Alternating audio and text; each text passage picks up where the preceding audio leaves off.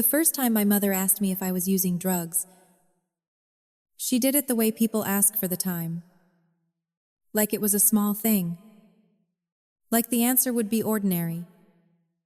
Like she had not just placed a lit match in the middle of my life. We were standing in her kitchen on a gray Sunday afternoon in March. The dishwasher was humming. A pot roast was in the oven. My father was in the den pretending to watch a golf tournament he was clearly not absorbing. And my brother Ryan had just stepped outside to take a call. Which was convenient. Because somehow he was never in the room when the poison he poured had to be named out loud. Mom was wiping down the counter with those tight, angry circles she always made when she was anxious and trying to disguise it as productivity. Then, without looking at me, she said, "Emily, I need you to tell me the truth." I remember laughing. Not because anything was funny, because the sentence was so dramatic, so loaded, that for one stupid hopeful second, I thought maybe someone had gotten sick, or Ryan had lost money again, or Dad had finally admitted he needed that heart procedure he kept postponing. "The truth about what?" I asked. And then she turned to me. Really turned. And the expression on her face wasn't fear. It was suspicion. That was what split something open inside me. Not the accusation itself. The fact that she already looked halfway convinced. "Are you using something?" she asked quietly. "Because your brother says there have been signs." Your brother says, there are phrases that don't just start an argument. They reorganize your understanding of the room you're standing in. Your brother says, as if Ryan were a witness, as if I were already a case file, as if he had not spent most of our lives sharpening himself against me whenever attention drifted too close in my direction. I stared at her. Then I actually glanced over my shoulder.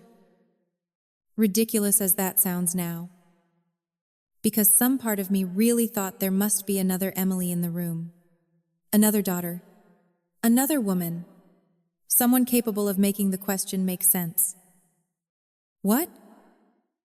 That was all I managed. One word. Mom folded the dish towel in half, and then in half again. A nervous habit she had when she was trying to make herself feel in control. "You've lost weight." I started going back to Pilates. "You're tired all the time." "I work 60 hours a week." "You've been distant." I laughed again. Sharper this time. "That's your evidence?" She flinched at the word evidence, which told me more than the list itself. Because people who know they are repeating nonsense always recoil a little when you name it as proof. Then she said it. The part that made my skin go cold. "Ryan said he's worried you've been acting erratic." I have never used drugs in my life. Not recreationally. Not secretly. Not experimentally in college. Not in the sad, lonely grown-up way people sometimes justify as stress relief. I barely drank. I was the kind of woman who read side effects on cold medicine and still got nervous. But what I understood in that moment was bigger than innocence. Innocence only matters if the room values truth more than narrative. And my family, though I didn't yet have the courage to say this out loud, had always valued the more convenient story. I put my purse down on the breakfast stool and looked at my mother carefully. "What exactly did Ryan tell you?" Her lips tightened. "That he's noticed changes?" "That means nothing." "That he found something in your bathroom the last time he was at your condo?" I blinked. "My bathroom." "Yes." "What did he say he found?" She hesitated. And in that hesitation was the whole rotten structure. Because if she had really seen something alarming, She would have had the details ready. The object, the name, the shape of the fear. Instead, she had mood, tone, vibes. Brother says, "Mum," I said, very slowly. "What did he tell you he found?" "A little plastic bag," she said, with white residue. I stared at her. Then I covered my mouth. Not because I was emotional, because I suddenly realized exactly what this was. Not confusion. Not fear. A campaign. And the thing about campaigns is that they don't begin with one absurd lie. They begin with many tiny reinterpretations of your ordinary life until the lie no longer looks ridiculous from a distance. I said, "You mean the travel container of protein powder that split in my toiletry bag?" Mom blinked. "What?" "I showed that to Ryan when he was helping me carry in groceries 3 weeks ago. It cracked open in my gym bag. I literally complained about it for 10 minutes because it got all over my makeup case." She said nothing. I went on, "And even if I hadn't, are you hearing yourself? You are accusing your daughter of drug use based on one vague story from your son and the fact that I look tired in tax season." That was when Dad appeared in the kitchen doorway. He had that look he always had when family conflict started rising above the level he preferred to ignore. Irritated, cornered, ready to confuse neutrality with wisdom. "What's going on?" he asked. Mom looked at him, then back at me. And in that awful, breathless way weak people sometimes gather courage from an audience. She said, "I asked Emily if she's been using drugs." My father's face changed. Very slightly, but enough. And there it was again. That same cut. Not certainty, not evidence. Readiness. Readiness to believe it. I wish I could tell you that I handled that first moment well. I didn't. I got angry too quickly.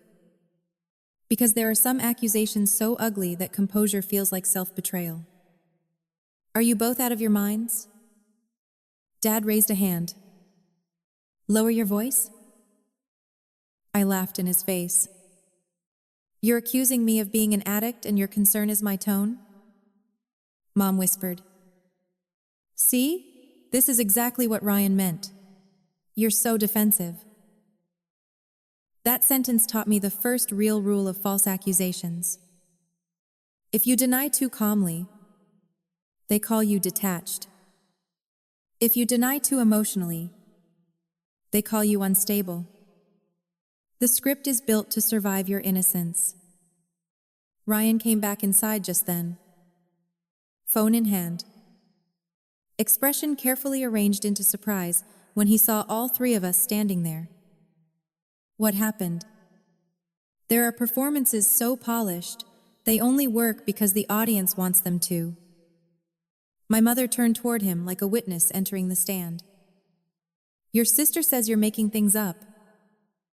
Ryan's eyes widened. "Not too much. Just enough." "Emily," he said softly. And I swear to God that soft tone made me angrier than if he had shouted. I was trying to help. There are people who hurt you with such polished concern that for years afterward, the word help makes your stomach tighten. I stepped toward him. "What exactly did you tell them?" He looked at my parents before answering. "Strategic. Always strategic." I said, "I've been worried. That's all." "No."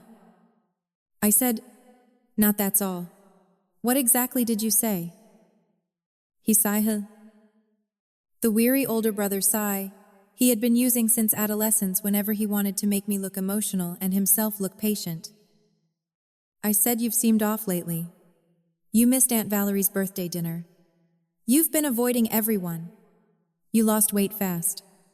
And when I stopped by, I saw that bag in your bathroom. I didn't know what else to think. I could have screamed, not because it was convincing, because it was crafted. Every piece of it technically anchored to something real. Yes, I missed Aunt Valerie's dinner, because I was at work closing a disastrous vendor transition that nearly cost my company a hospital contract. Yes, I had lost weight, because I had finally gone back to Pilates and cut the endless takeout that had become my comfort ritual after my breakup the year before. Yes, I had been avoiding my family, because every time I saw Ryan for more than 15 minutes, he managed to turn the air in the room into a competition. I never agreed to enter.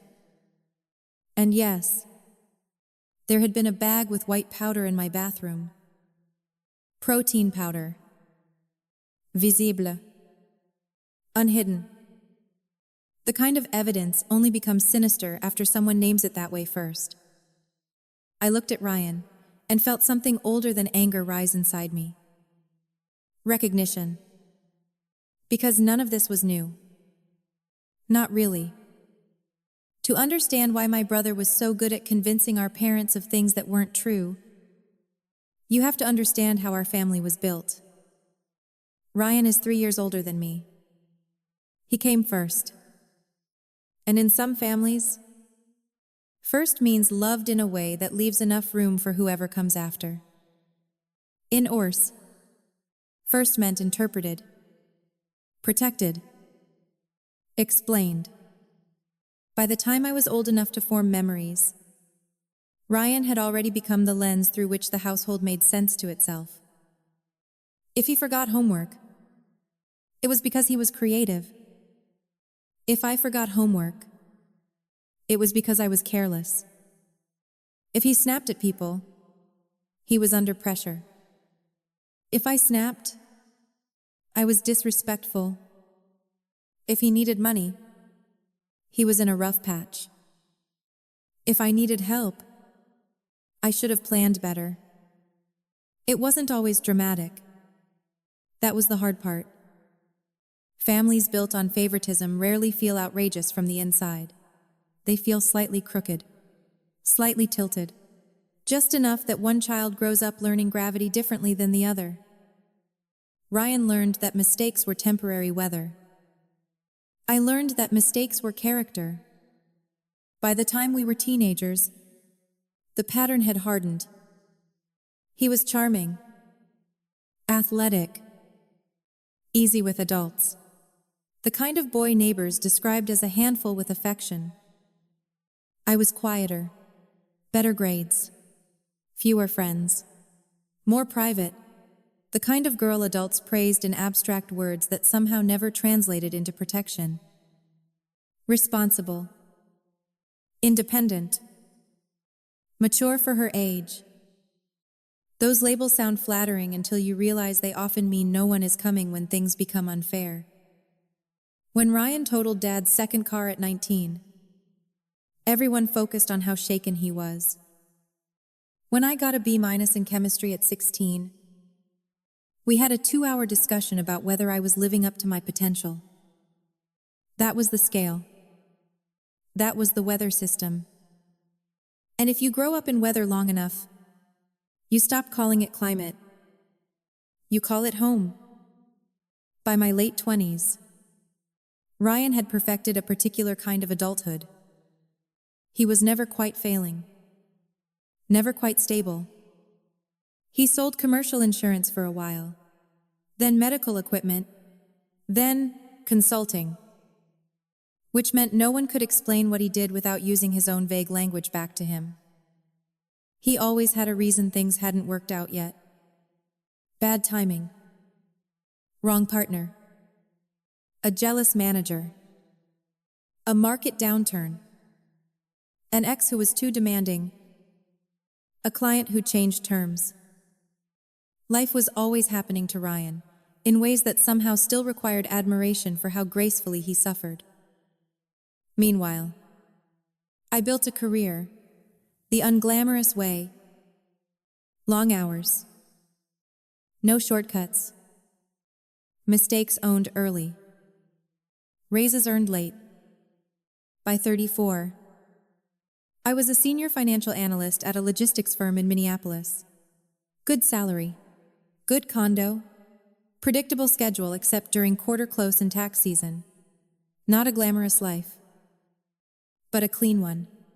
A life that made sense because I made it make sense. Our parents never fully knew what to do with that. My father respected income, but disliked independence, if it came wrapped in female certainty. My mother admired competence, but only up to the point where it started sounding like self-trust. Ryan, though, hated it. Not openly at first. At first it came out as jokes. Careful. One more spreadsheet and you'll become legally undateable. Or, do you ever relax? Or do you bill your own weekends?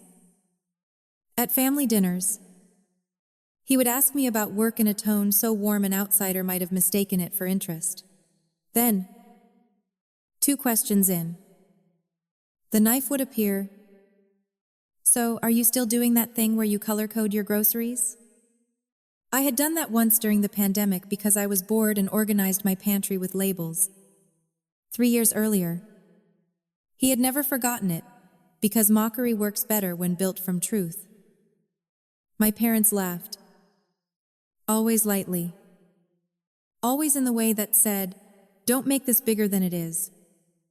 People underestimate how much damage can be done by laughter in the wrong place. Not mean laughter. That would at least be honest. I'm talking about indulgent laughter. The kind that makes one person's dignity optional, because everyone else wants an easier evening.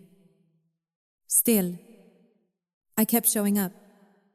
Birthdays, Christmases, Sunday, dinners once or twice a month. Because that is what daughters like me do for too long. We mistake endurance for love. We think if we stay steady enough, eventually the family will recognize the difference between our restraint and Ryan's charm. That almost never happens on its own. The year before the accusation, things changed in a way I didn't fully notice at first. Ryan moved back closer to our parents after another breakup and another vague career reset. He started stopping by their house constantly, helping Dad with errands, taking Mom to appointments, bringing groceries, fixing little things around the house he probably could have fixed years earlier if he'd been interested in anyone but himself. To them, it looked like growth. To May, it looked like access. Access is influence. Influence becomes narrative. Narrative becomes truth, if no one interrupts it early enough.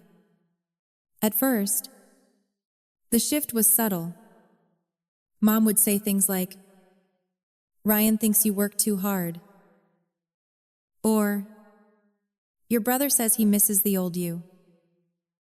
The old me, apparently, was a version of myself more available for projection. Then it got stranger. Dad started asking if I was sleeping enough. Mom asked if everything was okay financially, which was hilarious given that I earned more than Ryan had in any year of his adult life. After I canceled a Sunday lunch because I had a migraine, Ryan texted me, "You don't have to hide from everyone. We'd help if something was going on."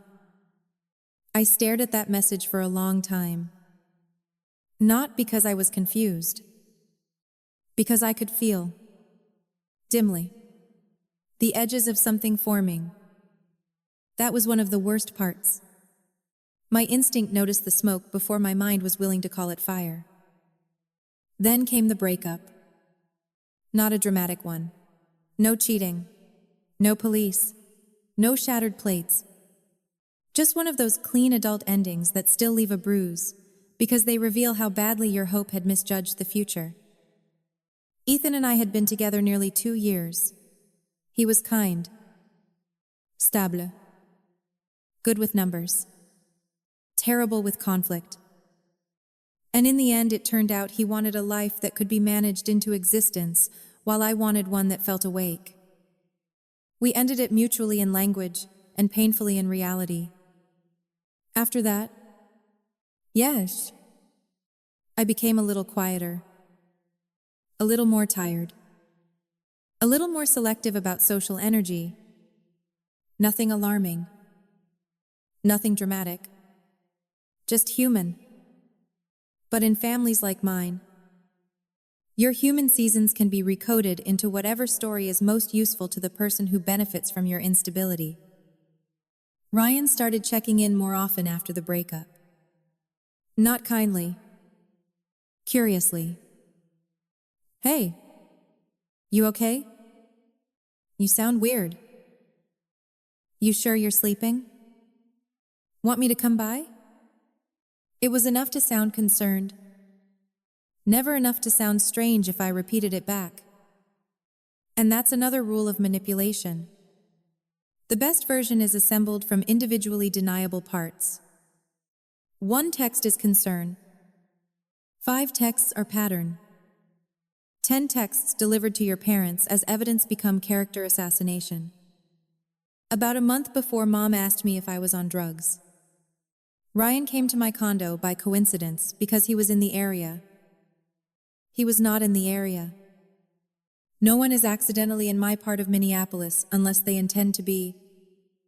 He brought coffee and banana bread from the bakery our mother likes and made a point of looking around my kitchen in that casual, inventory-taking way people use when they want to seem relaxed while collecting data. I remember him opening my refrigerator. Actually opening it. Like he lived there. He made a comment about the Greek yogurt I bought and how Health Kick Emily was back. And when I rolled my eyes, he smiled in that mild, tolerant way that made me feel 12 years old. Then he offered to carry in 2 grocery bags from my car because I had just gotten back from Pilates. That was when he went into the bathroom. And that, I would later realize, he was likely when the whole thing clicked into place for him. The cracked travel container, the spilled protein powder, the chance to build a story from something stupid and harmless. You have to understand Ryan's gift to understand what happened next. He was never reckless enough to accuse me directly in a room full of people. He was too smart for that. He specialized in upstream poisoning. He would plant a question in one person's head and let them carry it, feeling virtuous, into another room. By the time it reached you, no one thought of it as his idea anymore. It had become concern, shared concern, family concern. That Sunday, in my parents' kitchen, I could see that process already completed. The fear in my mother's face, the irritation in my father's, the practiced patience in Ryan's. 3 different emotional costumes stitched around the same lie. I asked Ryan one more time, right there in front of them. Did you actually see me use anything? No. Did you find pills? No. Did you find syringes, burn marks, roll-ups, anything that would make a normal person think drugs before gym supplements? He lifted his hand slightly. I said I was worried. Dad cut in then. That's enough. I turned to him. No, it is not enough. He hardened immediately. Because fathers like mine do not mind a lie nearly as much as they mind a daughter, disrupting the choreography built around it. You are not going to come into this house and speak to your brother like he's the enemy for being concerned. I looked at him and felt something raw and ancient settle into anger. He is the enemy if he is lying. Mom gasped softly, as if I had said something obscene. Ryan, of course, went very still. Calmness was one of his favorite props. It made everyone else's emotion look excessive by comparison. I'm not lying, he said softly. I'm scared for you. That was when I understood, with absolute clarity, that this would not be solved by arguing better. Because argument assumes the other side is tethered to reality strongly enough to feel embarrassed by fiction. Ryan was not. He was tethered to effect, and the effect had already started working. So I did the only thing that made sense. I said, "Fine, let's get a drug test." My mother blinked. Dad frowned. Ryan's expression shifted. Just for a second. Tiny, almost invisible. But I saw it. There it was. The first crack. The first glimpse that maybe he had expected emotional chaos, not procedural clarity. I turned to my parents. Today, right now, we can go to an urgent care or a lab. Hair. Urine. Blood. Whatever you want. Full panel. I'll take every test they offer. Mom looked overwhelmed by the speed of it. Dad said, "That's not necessary." I laughed. But there was no humor in it. It became necessary the second you believed him enough to ask. Ryan recovered quickly. "You don't need to be dramatic." I looked right at him. That is exactly what guilty people say when someone asks for verification. Mom whispered, "Emily." "No." I said, "Quieter now. I'm not going to stand here and be turned into a feeling problem. If there is concern, then let's use facts." The room fell silent. And in that silence, I could feel the family trying to decide what was more uncomfortable, the accusation, or my refusal to wear it passively. Dad hated scenes. Mom hated certainty if it forced her to question Ryan. And Ryan hated evidence if he had not controlled it. For one bright, ugly second, I almost thought they would back down. That maybe the sheer absurdity of taking your sober, employed, tax-paying daughter to a drug test on a Sunday afternoon would wake them up. Instead, Dad said, "Fine, if it will put this to rest. Put this to rest." As though I had created it. That phrasing told me everything. We were not going to the lab because I deserved vindication. We were going because my innocence had become administratively useful.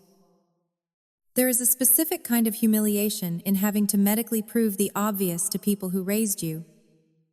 I felt it in my teeth. Still, I nodded. Because once truth becomes procedural, let it finish the job. We drove in 2 cars. I rode with my parents. Ryan drove separately, which told me he wanted flexibility. Distance. The ability to narrate the day later in whichever way served him. The urgent care we found open was in a strip mall between a pet store and a tax office. Bright fluorescent lights. Worn vinyl chairs.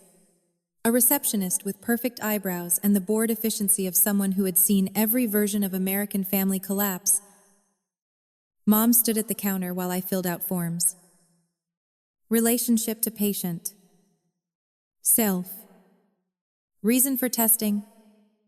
Requested by family due to suspected substance use. I stared at that line for a long time. Then I checked the box. Not because it was true. Because I wanted the paper trail.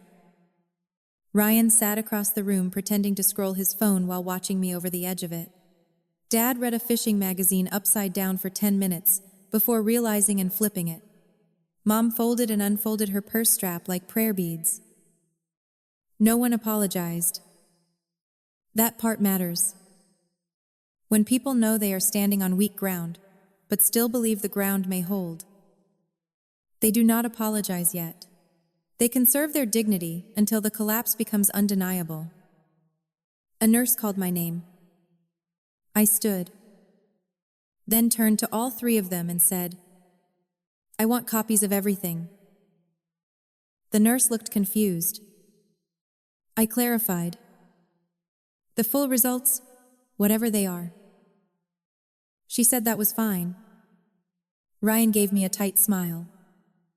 "Emily, nobody wants this to feel punitive." I looked at him. It already is. The urine test was immediate. The blood draw took 10 minutes. The hair test would take longer to process. The nurse explained. But if I wanted a broader panel for peace of mind, they could send it out. I said yes. Of course I said yes. Peace of mind. What a pathetic phrase for what I was really buying. Documentation against betrayal. On the drive back, no one spoke much. Rain had started. Thin and cold. Needling against the windshield. At one red light, my mother reached for my hand. Then seemed to think better of it. I almost laughed. Not because I was cruel. Because touch after suspicion can feel obscene. When we got back to their house, Ryan lingered in the driveway with Dad while Mom followed me into the kitchen. She looked exhausted. Smaller than she had earlier. But still not certain. That was the wound inside the wound. Even after all that, some part of her was still waiting to see whether her son might somehow be right. "Emily," she said softly, "if there's anything else going on in your life, anything you want to tell me." I turned and looked at her. Really looked. At the worry. Yes, but also at the weakness underneath it. The willingness to keep a false narrative alive, because letting it go would require reevaluating the child she had trusted more. "There is," I said. Her face changed. Hopeful and horrified at once. I said, "What's going on in my life is that my brother has been building a story about me behind my back. And you believed him before you believed me." She started crying. Actual tears this time. Not manipulative. Just overwhelmed. "But grief is not repair. I'm your mother," she whispered. I was scared. I nodded. "I know. That's the problem." I left 10 minutes later.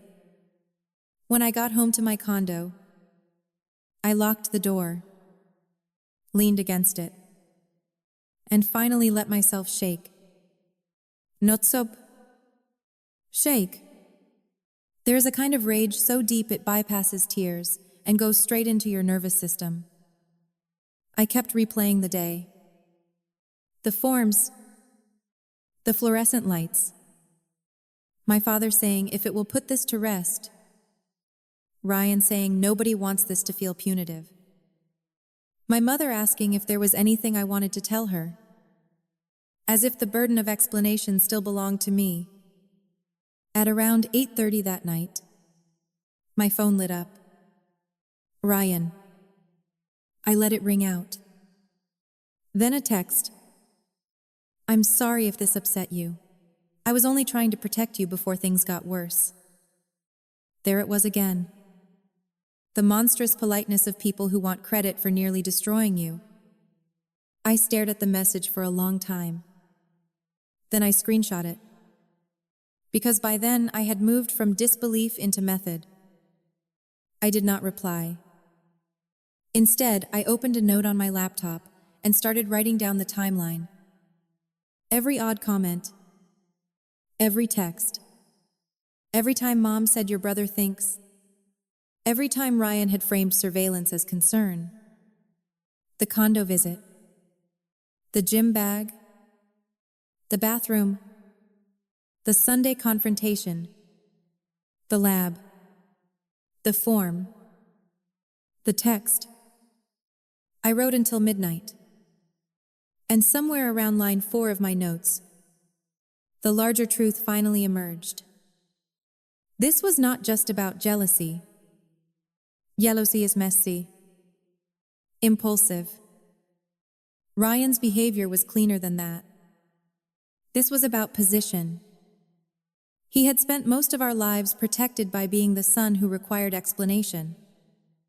And somewhere along the way, he had realized that my steadiness threatened the story the family told about itself. If I was stable, capable, zoba, honest, and still somehow treated with suspicion while he remained the trusted narrator, then the system looked ugly.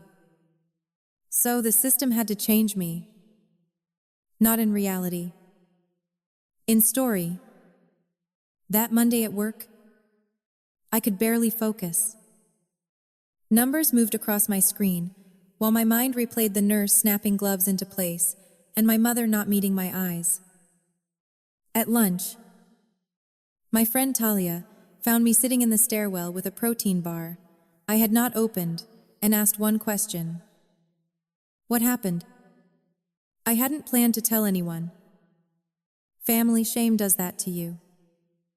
It trains you to carry absurd things privately so the people causing them can keep their public dignity intact. But something in me was too tired for protection. So I told her. Not elegantly. Not in order. Just the pieces. Brother. Parents. Drugs. Urgent care. Test. When I finished, Talia sat very still for about 3 seconds and then said, Emily, that is not concern. That is character assassination. I almost cried at the phrase. Not because it was dramatic, because it was accurate. Accurate language is a form of rescue when you've been drowning in euphemism. She asked whether I was okay. I said yes automatically. She stared at me. I corrected myself. No, but I'm clear. Clarity was all I had at that point. No results yet. No apology. No repair. Just the grim, stabilizing knowledge that whatever happened next, I was never going back to not seeing it. That evening, my father called. Not to apologize. To check in. I let it go to voicemail. His message was 38 seconds long and contained the words concern, family, misunderstanding, and hope we can all calm down. Not once did it contain the words I'm sorry. That told me something important. My father was already preparing the ground in case the results came back clean. Not for accountability, for revision. He wanted a path back to normal that did not require anyone to say plainly what had been done to me. That is one of the most dangerous instincts in families like mine. Not the lie itself. The rush to smooth it over once the lie becomes inconvenient. By Tuesday afternoon, my mother sent me a photo of the hydrangeas outside her kitchen window. No caption. Just flowers. That made me angrier than the voicemail. Because it was such a familiar maternal trick. See? The flower said. We are still us. Beauty still exists. Let's step sideways around the rot. I didn't answer. Ryan texted again that night. I hope you know I love you. I laughed out loud in my empty condo. There are sentences that should arrive with fingerprints already visible on the throat. I saved that one too. Wednesday passed without results. Thursday too. The hair panel, they had said, would take longer. The urine and blood screens were usually faster. But the clinic was backed up. Every hour that passed gave my family more time to inhabit the possibility that maybe the story would somehow survive. Mom sent a message asking whether I wanted to come for dinner Sunday. No matter what. No matter what. Meaning no matter what the results said. She was already angling toward reunification without reckoning. I did not reply to that either. Instead, I cleaned my condo top to bottom. Changed my sheets. Reorganized my pantry. Scrubbed the blender. Ryan had once mocked me for buying because apparently women with smoothies are suspicious now. Sometimes the body seeks order when betrayal makes the emotional world feel feral. On Friday morning, the clinic portal notified me that preliminary results were available. I was at work. Conference room B. Quarterly margin review in 15 minutes. I stared at my phone screen until the letters blurred, then locked the conference room door and opened the report. Negative. Negative across the preliminary panel. Of course. I sat down slowly. Not relieved. Not yet. Because truth on paper is not the same thing as justice. It only becomes justice when people are forced to stand near what they did. And in that moment, reading the word negative over and over under fluorescent office lights, I understood something with perfect calm. Part 1 had ended in humiliation. Part 2 would not end there. I forwarded the report to myself, printed it, folded it once, then called my mother. She answered on the second ring, breathless. Emily? The preliminary results are back. I said, silence. Then, and? Negative. She exhaled like someone stepping back from a ledge. Then, instantly, too quickly, too eagerly, she said, "Oh, thank God, I knew it." That sentence froze me where I stood. Not because it was surprising, because it was so revealing. I knew it. No, she didn't. If she had known it, I would not have peed into a plastic cup under fluorescent lights to prove I was worthy of being believed. And in that instant, I understood exactly how dangerous the next family conversation would be. They were going to try to convert vindication into relief. They were going to want gratitude for my innocence. They were going to want the whole thing to shrink into an unfortunate misunderstanding. And Ryan, if I knew him at all, was already building his next version of events. Which meant one thing. I was done letting this happen in fragments. I ended the call with my mother before she could say anything else. Not because I was out of control. Because I was finally in control. That distinction mattered. For most of my life, my family had treated my emotional restraint like public property. If I stayed calm, they took it as proof that I could absorb more. If I got angry, they took it as proof that I was the problem they had been hinting at all along. But that Friday, standing alone in a locked conference room with a printed negative drug screen in my hand, I understood the next part perfectly. This was no longer about whether I was innocent. It was about whether anyone would be required to face what they had done with that innocence. And if I let them handle it privately, softly, vaguely, I already knew what would happen. My mother would cry. My father would ask everyone to calm down. Ryan would say he was just concerned. And somehow, by dessert, the entire thing would have been rearranged into a stressful week for the family, instead of a calculated lie told about me. No, I was done disappearing inside the revision. So I texted my parent. The final results aren't all in yet. But the preliminary panel is already negative. We're not discussing this by phone. I'll come Sunday. I want Ryan there, and I want everyone in the same room.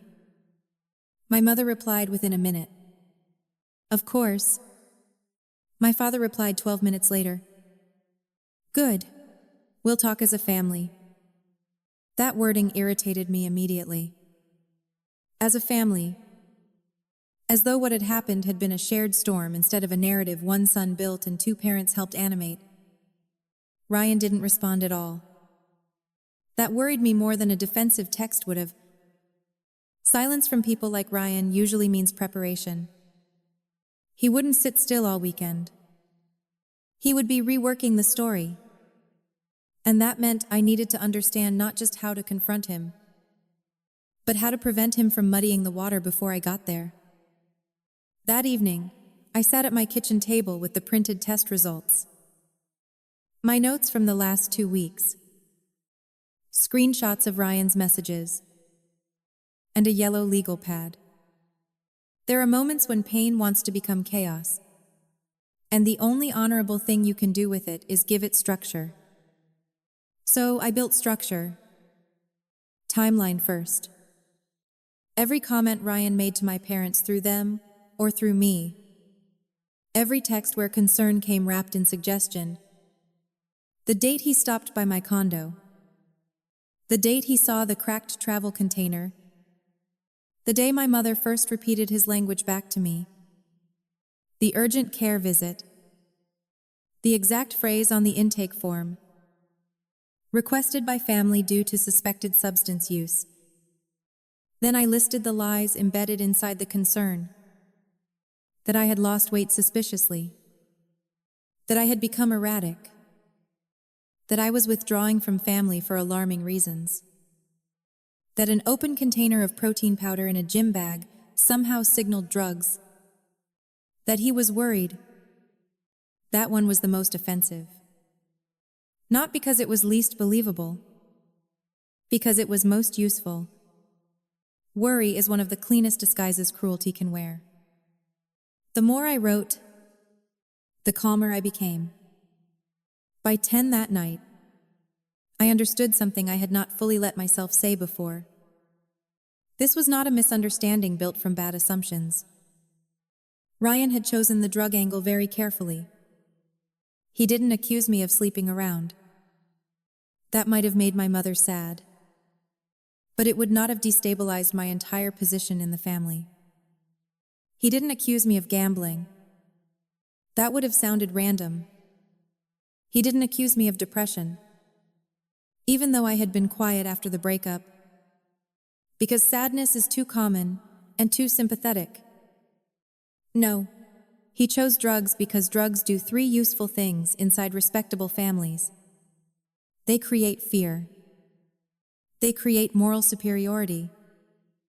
And they make the accused person look unstable enough that every denial can be recast as part of the problem. That was strategy, not brotherly concern. And once I saw that clearly, I stopped thinking about whether Sunday would be uncomfortable. Of course it would be uncomfortable. The question was whether the discomfort would finally belong to the right person. Saturday morning, the clinic portal updated again. The blood confirmation was negative too. The hair panel was still pending. But Sandra Pike's voice from my previous legal consultation for a different life problem drifted back into my head. Stop debating the offense. Move to documentation. So I called the clinic and requested certified copies of every result already available. Plus, written confirmation of the remaining panel status and expected timing. The woman on the phone sounded mildly confused by my insistence. Good. Let bureaucratic clarity disturb people now and then. I picked up the packet that afternoon. White envelope.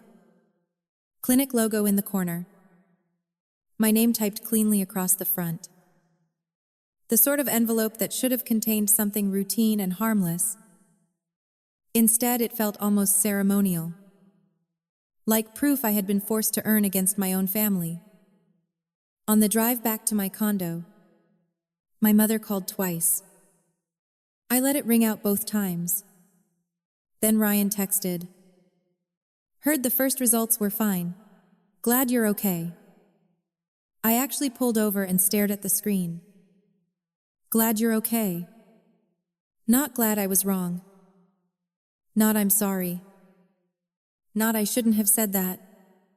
He was already doing it. Already building his exit ramp. Already treating the issue as a health scare that had simply turned out not to be serious. I screenshot that message too. Then, I wrote one sentence beneath it on my legal pad. He is preparing to turn accusation into concern. That became the spine of Sunday. I barely slept the night before. Not because I was scared of what I would say. Because I knew exactly what I would say. And some deep animal part of me understood that once certain truths are spoken inside a family, the old version of belonging never fully returns. By 10:30 Sunday morning, I was dressed and ready. Dark jeans, cream sweater, gold hoops, low boots. Nothing dramatic. Nothing fragile. I did not want to look like a victim or a warrior. I wanted to look like the person they had tried to destabilize and failed to. I put the envelope of results into my bag, along with the screenshots and my notes. Then I stood in front of the mirror for a long moment and looked at my own face. Not for lipstick, for steadiness. And I saw it. Not peace. Something harder won. Self-recognition. The drive to my parents' house took 28 minutes, long enough for memory to start crowding in. Ryan teaching me to ride a bike by letting go too early. Mom packing orange slices in Tupperware for soccer games. Dad teaching me how to drive in the empty mall parking lot behind Sears. All the ordinary family pieces that make betrayal harder, not easier. Because cruelty from strangers is clean. Cruelty from people who helped make your first memories leaves a residue in the nervous system. When I pulled into the driveway, Ryan's car was already there. Of course it was. He liked to arrive first. Set the emotional furniture before anyone else entered the room. I took a breath, picked up my bag, and went inside. The smell of pot roast hit me instantly. It was almost funny. Apparently, my mother believed no family rupture was too large for beef and carrots in a Dutch oven. The dining room table was already set. My father sat at the head as if we were about to discuss landscaping. Ryan leaned against the counter with a coffee mug. One ankle crossed over the other. The pose of a man prepared to appear reasonable, no matter what was said. My mother came toward me immediately. "Emily." I stepped back before she could hug me. Not dramatically. Just enough. Her face fell. "Good. Let touch, reflect truth for once. I think we should sit down," I said. My father nodded. Relieved by the orderliness of that, we took our places. I sat across from Ryan on purpose. I wanted no ambiguity about where the conversation lived. For the first minute, no one spoke. Then Dad cleared his throat. "Well, we're all here." It was such an absurd sentence that I almost smiled. Yes, we were all here. That was, in fact, the problem. I set the envelope on the table but did not open it yet. Ryan glanced at it and then at me. He looked mildly tense around the eyes. Though most people would have missed it, he was still doing the patient brother routine. The one that relied on everyone else, wanting the nice version of him to be true. My mother folded and unfolded her napkin. Finally, she said, "Emily, before anything else, I want you to know I'm relieved." Relieved. Not sorry. There it was again. I nodded once. I'm sure you are. She winced at my tone. My father stepped in, eager as ever to build a bridge before anyone had acknowledged the fire. We all got carried away by concern. I looked at him. No. Ryan lied. You believed him. Then the three of you took me to a drug test. Ryan straightened. I didn't lie. I turned to him at once. Good. Then this will be very simple. I opened the envelope, removed the pages, and laid them flat on the table one by one. Urine screen, negative. Blood confirmation, negative. Panel summary, no evidence of illicit substances detected. My mother stared at the papers as if they were written in another language. Dad barely looked at them before shifting his attention back to tone. Process. Harmone. He had always trusted atmosphere more than evidence, if evidence made atmosphere inconvenient. Ryan glanced down, then back up, and I saw him make the decision in real time. Retreat. But not fully. I never said I knew for sure, he said. I said I was worried there were signs. There it was. The revised script. I had been waiting for it. I pulled out my phone, unlocked it, and opened the screenshots I had prepared. Then let's talk about your signs. I read aloud from one of his texts from weeks earlier. You don't have to hide from everyone. We'd help if something was going on. Then another. You sound weird. You sure you're sleeping? Then the latest. Heard the first results were fine. Glad you're okay. I looked at him. This is how you work? Ryan, you don't accuse directly. You imply. You layer. You say just enough to make other people feel noble for suspecting me. His face hardened for the first time. That's ridiculous. No. I said. What's ridiculous is that a grown man saw spilled protein powder in a gym bag and turned it into addiction because his sister missed a family dinner. Dad snapped. Enough. I turned on him so fast he actually leaned back. No, not enough. It became enough when you made me pee in a cup to keep my place in this family. Silence. Real silence that time. My mother covered her mouth. Ryan tried again. Different angle now. You've been off for months. You know that. Off? I repeated. Because I was tired? Because I was working? Because I had a breakup? You took normal grief and stress and recoded them into pathology? You were isolating. I was busy. You were thin. I was exercising. You were defensive. I was being accused. His jaw tightened. And there, finally, for a second, the patient brother costume slipped. Not much.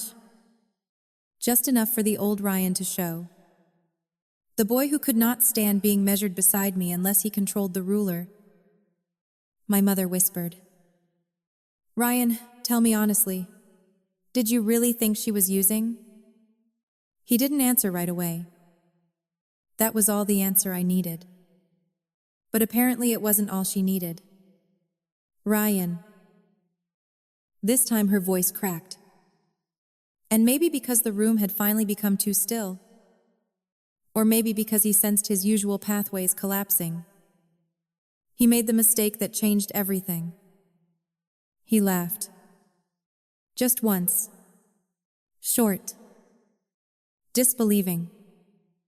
And then he said, I thought something had to explain why she'd become impossible to be around. The room froze.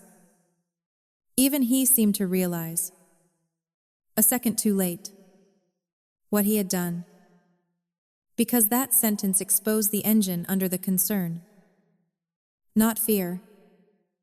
Resentment. I leaned back in my chair and felt something inside me go completely cold. There it was. At last. Truth without makeup. Dad stared at him. What does that mean? Ryan ran a hand through his hair and tried to recover. I mean, she's different. She thinks she's better than everyone. She talks to people like we're incompetent. She pulls away. Judges everything. And then acts shocked when people notice. I could almost admire the desperation of it. When the moral accusation failed, he pivoted to personality. Women who cannot be discredited behaviorally are often discredited atmospherically. Too cold, too proud, too much. My mother looked from him to me and back again. And I watched understanding begin to climb up her face like slow dawn. Not all at once, but enough. Ryan, she said quietly. Did you tell us those things because you were angry with her? He shook his head. Too quickly. No? I spoke before he could regroup. Tell them about the condo? His eyes flicked to mine. I kept going. You came over without asking. You wandered through my kitchen. You opened my refrigerator. You saw a cracked container of protein powder in my gym bag. Then suddenly Mom starts asking if I'm on drugs. Dad frowned. Is that true? Ryan shrugged. False casualness flooding back in a last attempt at control. I saw something suspicious. You saw supplement powder. I said, after I literally complained about it spilling. He rolled his eyes. You always have an explanation. There are moments when a family system can still save itself, but only if someone is willing to name the mechanism. That was the moment. So I did. Yes? I said, because reality contains explanations. That is how truth works. My father stood up. Not in protection. In agitation. He always stood when discomfort exceeded his ability to intellectualize it. This is getting us nowhere. I stood too. No. It is getting us exactly somewhere. You just don't like the destination. He stared at me. I stared back. And then I said the sentence I had not known I was carrying until it arrived. You were all prepared to believe I was on drugs before you were willing to ask whether Ryan had a reason to lie. My mother started crying again. This time I didn't even look at her. Because crying was not the center of the truth. The truth was choice. My father had chosen the easiest interpretation. My mother had chosen fear because fear let her keep trusting Ryan. And Ryan had chosen accusation because suspicion was the only way to reduce me without having to become more himself. Ryan pushed away from the table. This is unbelievable. I'm being treated like some kind of criminal because I was trying to look out for my sister. I laughed. That line would work better if you hadn't just admitted this was really about me being impossible to be around. He actually blushed. Small victory. Ugly and insufficient. But real. My mother looked at him through tears. Why would you do that? And because the room was finally stripped bare enough that pretense cost more than truth, he answered. Not fully. But enough. She thinks she's better than us. There it was. No drugs. No fear. No secret pain. Just plain old resentment in a clean shirt. My father sat down again. Heavily this time. as if the bones had gone out of his certainty. My mother whispered, "Ryan." He kept going. Because people like him, once exposed, often confuse doubling down with strength. She comes in here with her job and her condo and her schedules and her face like she's tolerating us. She misses dinners. She barely calls. She acts like everything we do is beneath her.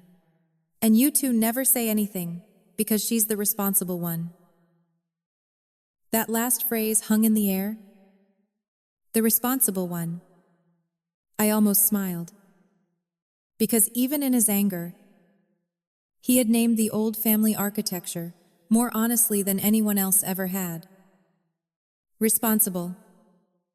Meaning useful. Meaning blamed less for mistakes, but comforted less in pain.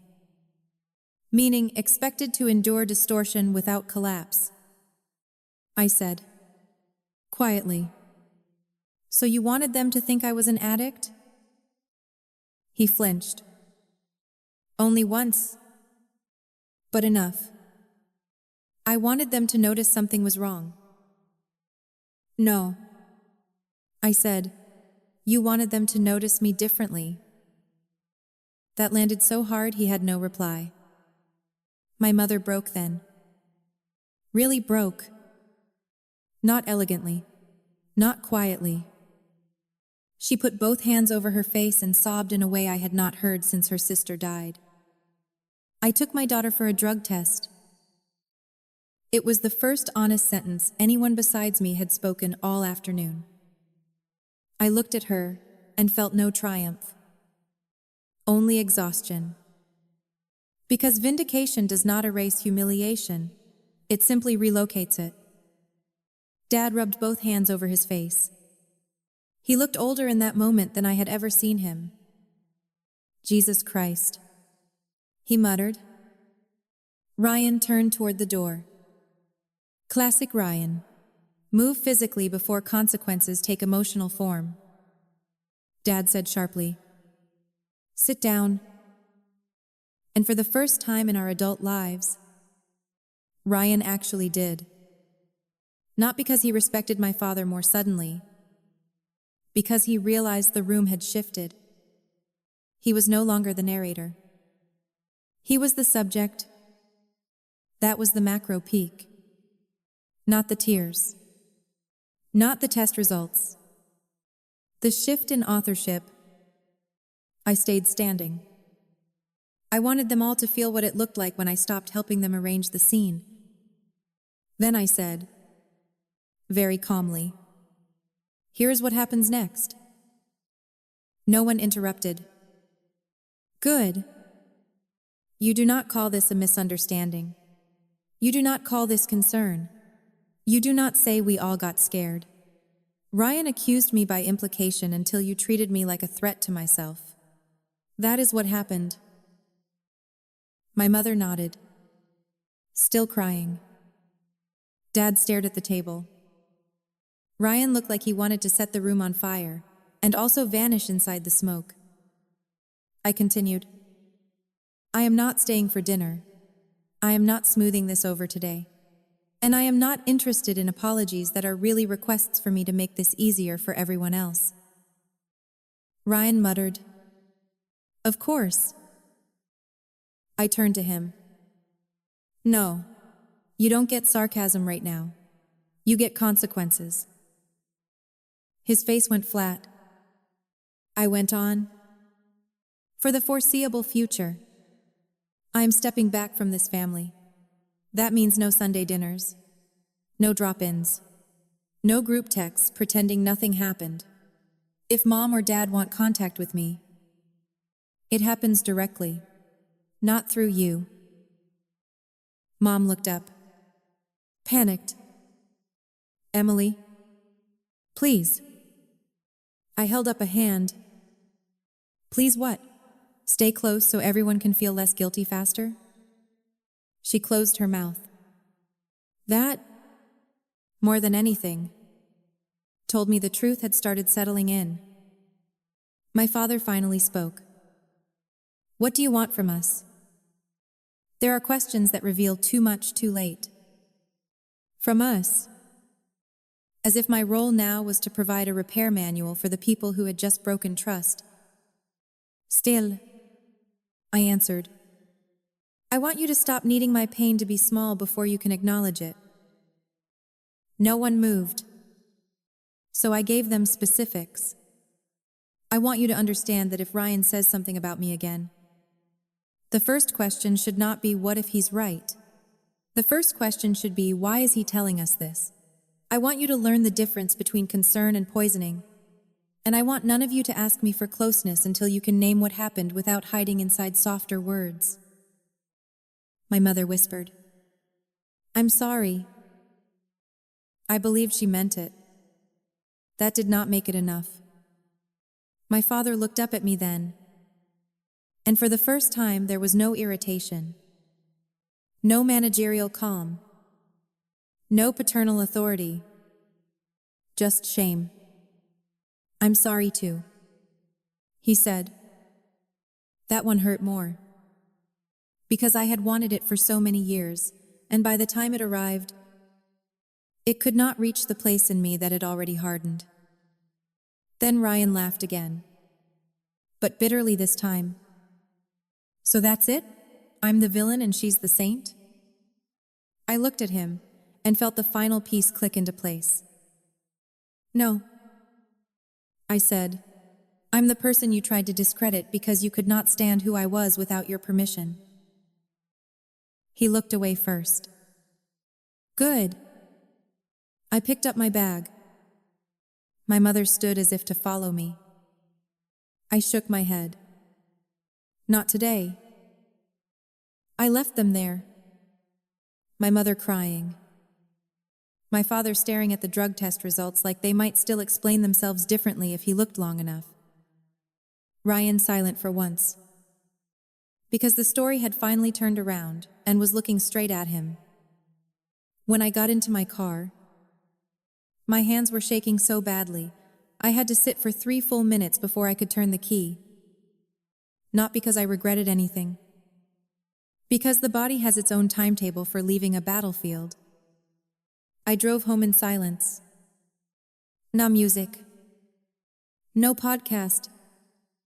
Just the low hum of the freeway and the aftertaste of adrenaline. About halfway there, my phone began buzzing. Mom, then Dad, then Mom again. I turned it face down on the passenger seat. By the time I got home, there were 6 missed calls and 4 texts. My mother's were long and broken and ashamed. My father's was shorter. You were right. We failed you. That one I read twice. Then put the phone away. Because being right is an empty meal when what you wanted was safety.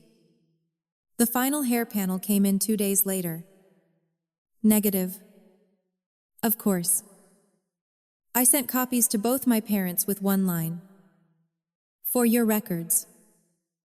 Nothing else. My mother wrote back immediately. I deserve that. That was the beginning of her change. Not the end. Just the beginning. Over the next few months, the family rearranged itself in painful, uneven ways. Mom started therapy. She had never gone before. She was from the generation that believes prayer, casserole, and avoidance can cover most emotional blood loss. But apparently forcing your innocent daughter into a drug test based on your son's manipulations is one of the few things that can finally puncture inherited denial. Dad changed more slowly. Men like him often do. He never became emotionally fluent, never transformed into one of those fathers who suddenly calls to ask big, sincere questions about your inner life. That was not his language. But he did something harder for him. He stopped hiding behind vagueness. The first time Ryan brought my name up in a loaded way after that, Dad apparently said, "If you have an issue with your sister, you speak to her directly. We are not doing this again." My mother told me that on the phone a month later, voice shaking with a mix of pride and grief. I did not praise him for basic decency, but I noticed. Noticing matters. Ryan, meanwhile, entered the most predictable phase of men like Ryan. Self-pity. He told extended relatives the family had turned on him. He said I had overreacted. He said the drug concern had been blown out of proportion. He said I had always been dramatic under my calm exterior. Which is a sentence so petty and transparent, it almost deserves framing. But here's what changed. For the first time in our lives, my parents did not carry his story for him. Aunt Valerie called me once, awkward and fishing, for information in that familial way older women sometimes have.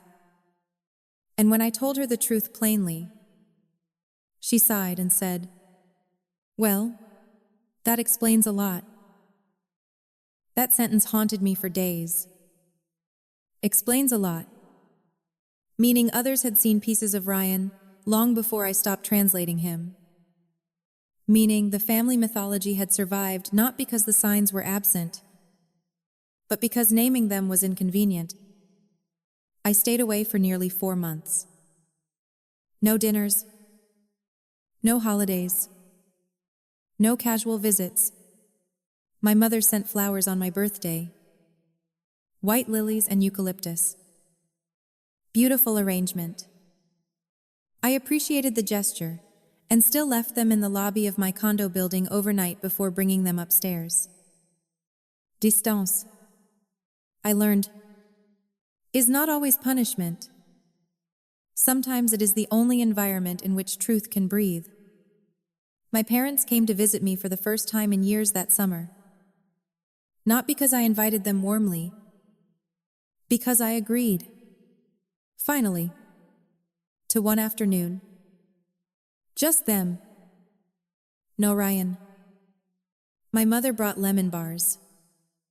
My father brought a toolbox because he noticed the cabinet under my sink sat slightly uneven.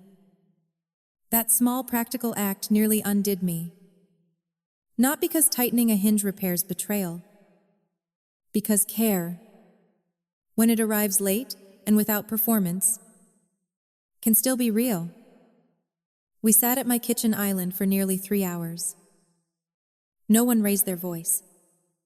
No one cried for most of it. Mom apologized again. This time better. Not generally. Not emotionally. Specifically, for believing him before I believed you. That mattered. Dad did the same in his own narrower way. I should have asked more questions before I let it go that far. Also specific. Also necessary. There was no miracle. No cinematic reconciliation. No sudden return to daughterly ease. Trust does not regrow because the guilty feel bad. It regrows. Maybe because the guilty become accurate.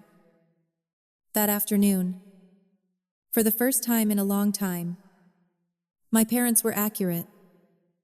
As for Ryan, I saw him once that entire first year after it happened. At a hospital, of all places. Dad had minor surgery.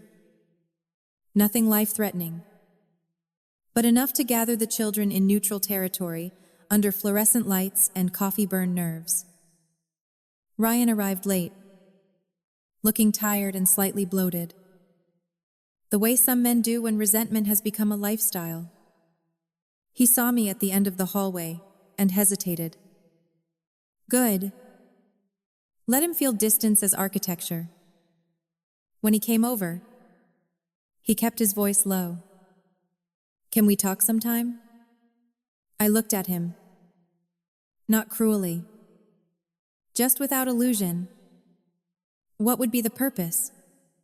He seemed thrown by the question. Maybe because he expected either warmth or rage. People like him are often confused by precision. I don't know, he said, to move forward. I almost smiled. Forward is such a seductive word. It makes motion sound moral. No. I said, you want relief? Those are different things. He had no answer for that. Eventually, he muttered, I didn't think it would blow up like that. That phrase. God. People do so much damage under the shelter of not thinking it would go this far. I said, that's because you were counting on me being easier to injure than to believe. Then I walked past him toward my father's room. That was the last meaningful thing I ever said to my brother. We are technically still family. There are Christmas cards. Occasional updates pass through relatives. Years later, my mother mentioned that Ryan was finally seeing a counselor after another breakup and some career trouble. She said it carefully, like she was placing a fragile thing on the table between us to see if I would pick it up. I didn't. Healing is not a public referendum. And a man getting older is not the same thing as a man becoming honest. Sometimes people ask, in that hungry way outsiders do when they hear family stories sharpen into moral conflict, whether I forgave him. I never know what they mean by that. Do I lie awake at night plotting his collapse? No. Do I wish him dead? No.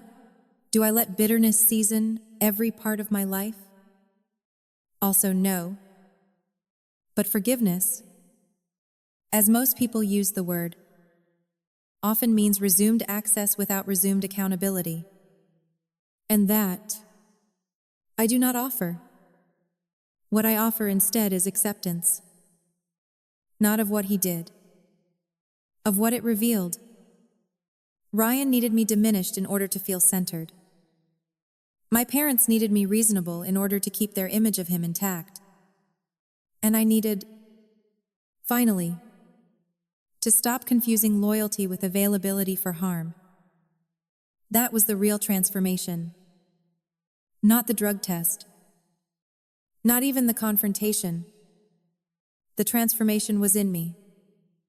Before all this, I still believed that if I remained calm enough, good enough, factual enough, eventually my family would treat me with the same instinctive trust they granted Ryan automatically. Afterward, I understood something harder and cleaner. You cannot earn fair treatment from people who use your steadiness as a resource while reserving their faith for someone else. At some point, self-respect requires not a better argument, but a different distance. Now, years later, when I think about that Sunday in March, I don't picture the clinic first. I don't picture the cup or the lab forms or the shaking hands. I picture my mother in the kitchen asking, because your brother says there have been signs. That was the real rupture. Not the accusation. The borrowed certainty. The moment I realized how easily a lie can borrow authority if it enters the room through the right mouth. And I think about the Sunday after the results, when Ryan finally said the quiet part out loud. She thinks she's better than us. No, that was never the truth. I didn't think I was better. I just refused. Eventually, to keep pretending his insecurity was evidence against my character. That changed everything. If there is a lesson in this, it is not about drug tests. It is not even about sibling betrayal. Though God knows that wound has its own shape. It is this. When someone needs to stain your reputation to stabilize their place in the family, do not waste your life trying to look less threatening. Do not shrink. Do not perform softer innocence. Do not help them translate their cruelty into concern. Ask for facts. Ask for timelines. Ask who benefits from the story. And when the truth comes back clean, do not let anyone rush to relief before they have stood inside the humiliation they assigned you. That was my mistake for too many years. I thought survival inside a family required grace before accuracy. Now I know better. Accuracy first. Then distance.